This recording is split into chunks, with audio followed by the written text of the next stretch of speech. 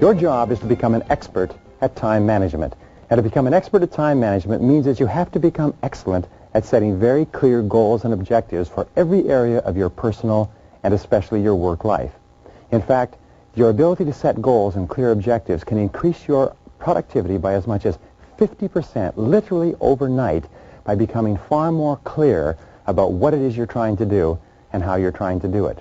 We always encourage people to ask, what am I trying to do? How am I trying to do it? What am I trying to do? How am I trying to do it? And as many as 80% of people working today are not really clear about the answers to those two questions. In fact, if you ask what the major source of stress is in the American workplace, interviewing thousands of workers, it's not knowing what's expected. Not knowing what's expected. So your ability to set very clear goals and objectives for your work is going to have more of an effect on what you produce than anything you can imagine. In fact, the very worst waste of time is to do very well what need not be done at all. So we talk about goals and objectives. We start off with what we call MBO, or management by objectives.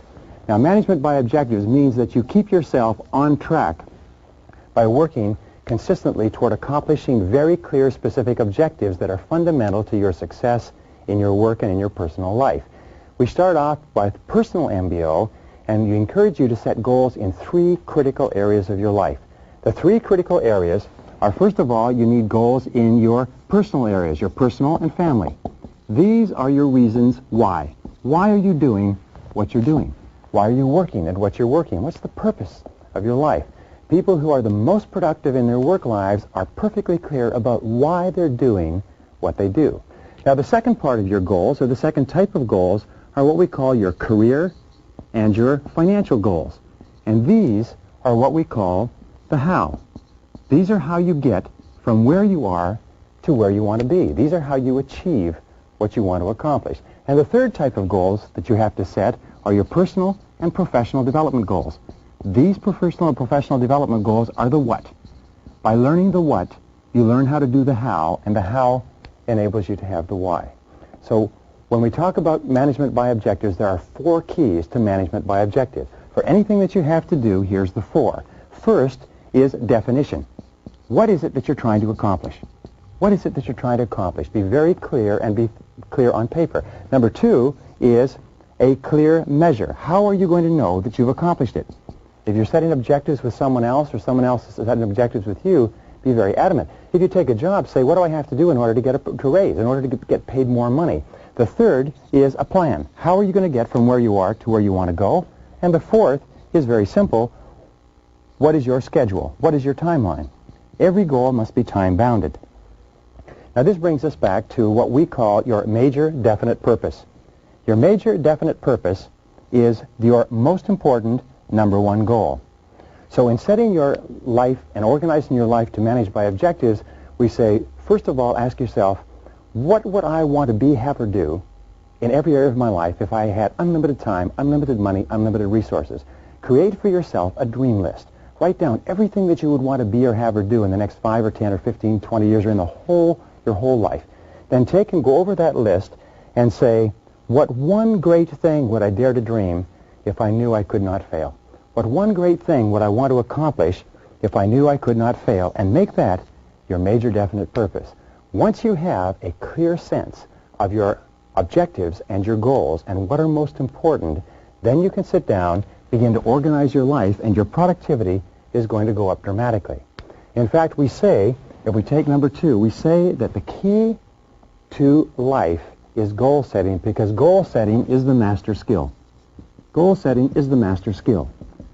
Your ability to set goals and to make written plans for their accomplishment is more important to you than any other single skill.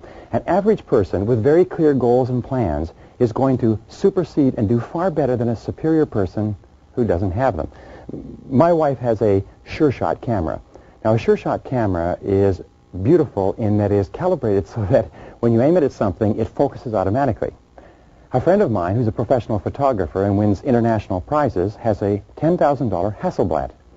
Yet my wife can take better photographs than my friend all day, every day, if my friend is not allowed to do just one thing, and that is to focus. So you find that a person who can focus with average capabilities is far more effective than a person who cannot focus, who has superior capabilities. Your ability to write out your goals and make plans for their accomplishment is the master skill of success. Now, the third key is to ask this question: why are you on the payroll? With regard to your work, why are you on the payroll? Why? What have you been hired to accomplish? If you were to go to your boss, if you were to look at your job description, if you were to look at what you are expected to accomplish every single day, why are you on the payroll?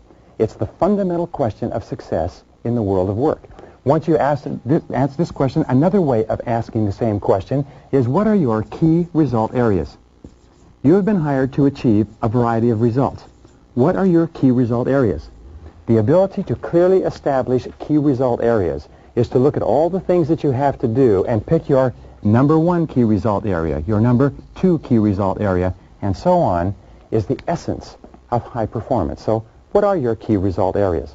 Why have you been hired? What are you on the payroll for?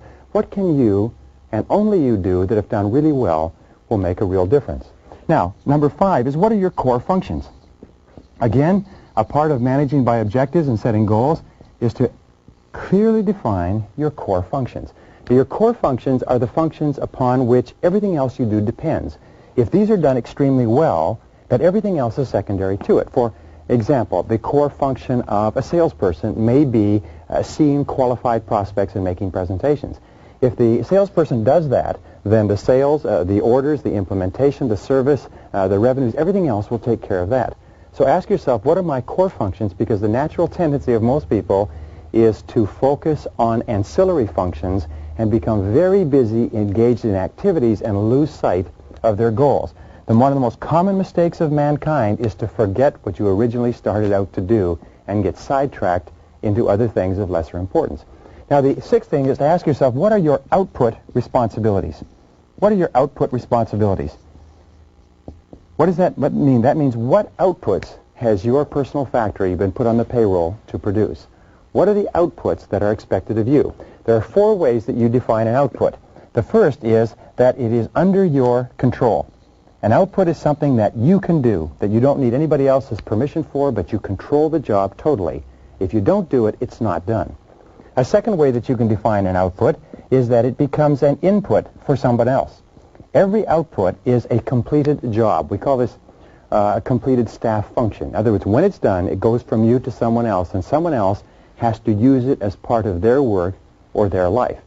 The output of a factory may be a finished product. The output of a lawyer may be a completed brief.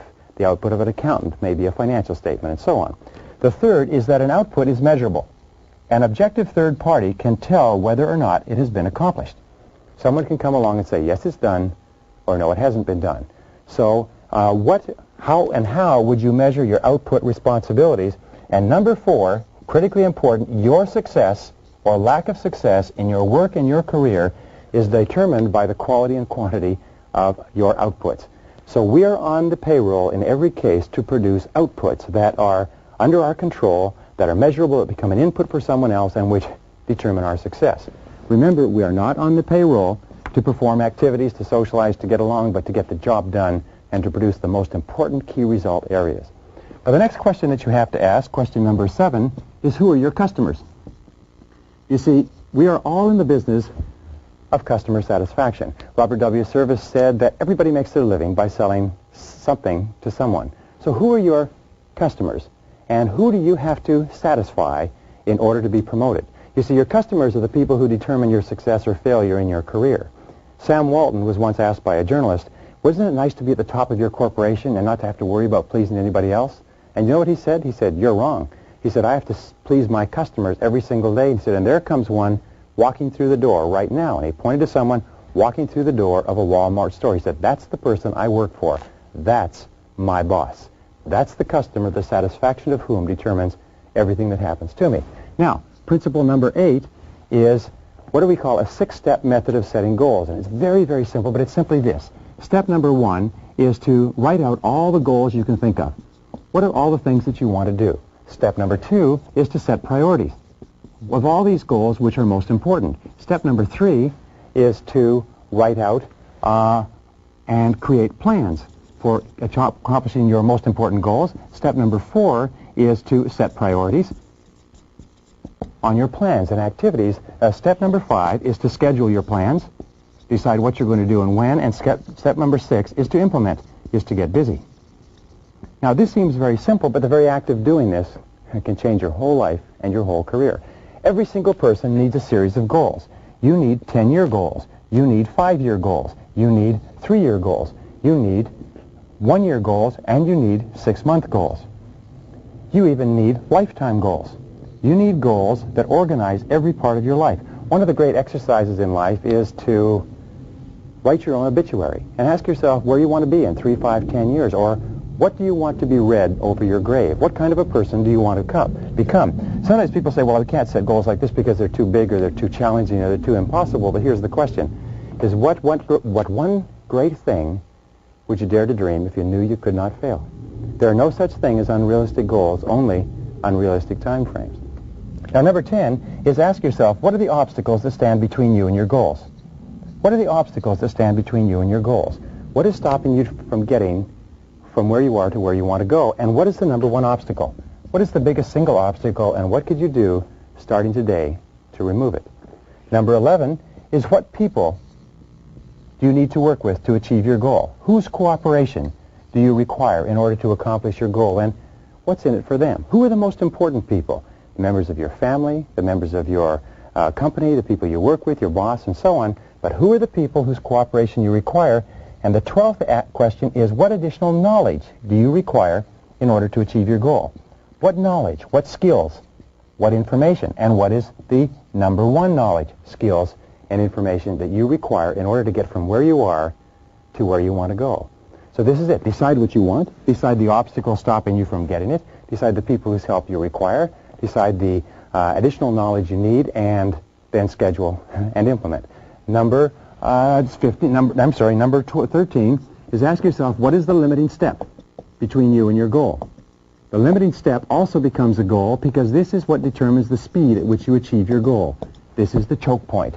This is the critical factor that is the bottleneck between you and wherever it is you want to go. So what is your limiting step between where you are and where you want to be? Number 14 is the need for clarity. Now, here's an important point, is the more clear you are about your goals and objectives, the easier it is for you to accomplish them. The more clear you are about what you want, the more clear your mental pictures of reality, the more likely it is that you will move step by step from where you are to where you want to go. Clarity enables you to visualize. And we know that all really successful men and women are capable of seeing the goal clearly in their mind before they realize it.